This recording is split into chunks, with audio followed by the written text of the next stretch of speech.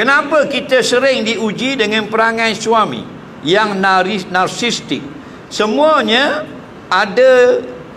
dia yang betul. Baik. Laki dia ni berat perangai. Semua salah bini. Faham? Yang salah laki pun laki betul, bini salah. Sakit hati tak kita jadi bini? Sakit hati. Salah siapa? Salah bini. Dapat laki macam tu, salah isteri. Kenapa salah isteri? Mu yang nak kerja. Bukan orang letak dalam guni, pilih A atau B atau C. Tahu tak? Awak yang pilih dia. Lepas tu nak kahwin dengan seorang laki-laki 6 bulan. Bukan wajib, lebih kurang kenal dia. Jangan tengok baik dia di depan, di belakang. Faham? Lah ni ramai. Dia nak kahwin, dia di depan kita dia pelakon drama. Faham lagi?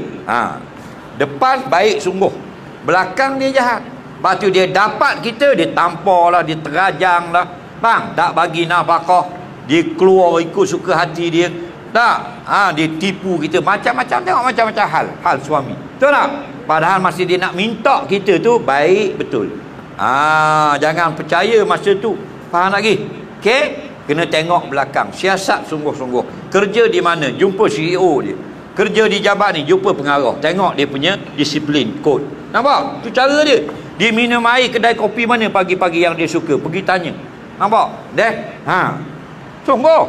Banyak sekarang pelakon drama. Bukan drama swasta tu. Pelakon dalam drama hidup ni.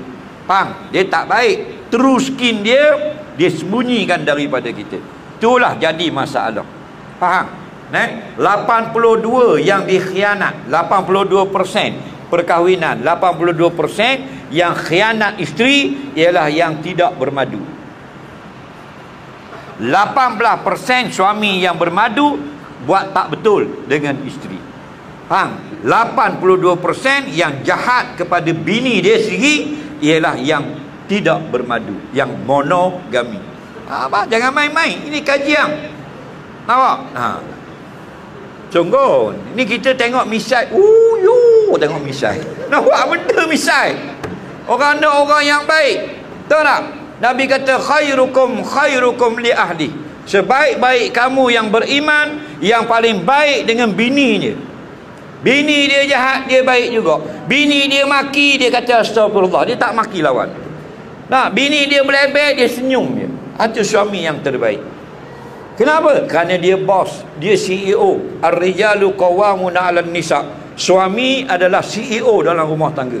Orang pemimpin besar. Isteri dia kalau buat salah, betul dah layak dengan kedudukan dia. Kerana dia kurang. Tahu tak? Jadi tak perlu kejahatan itu daripada suami. Kalau yang jahat, yang tak betul, yang tak kena, yang tak molek itu daripada isteri, itu biasa.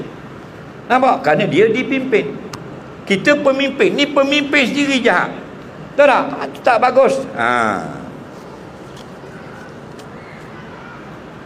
Semua dia. Tapi ada pasangan lain pula, semua bini betul. Laki semua salah. Ada tak? Jadi nasib lah. Kadang-kadang suami jahat, kadang-kadang bini yang jahat. Ada pasangan dua-dua baik, yang paling teruk dua-dua jahat. Nampak tak? Nampak? Itulah masalah. Betul tak? Banyak berdoa, banyak bersabar. Itu ujian. Kita duduk ni tempat ujian. Linabluwakum ayyukum ahsanu amala. Aku uji kamu.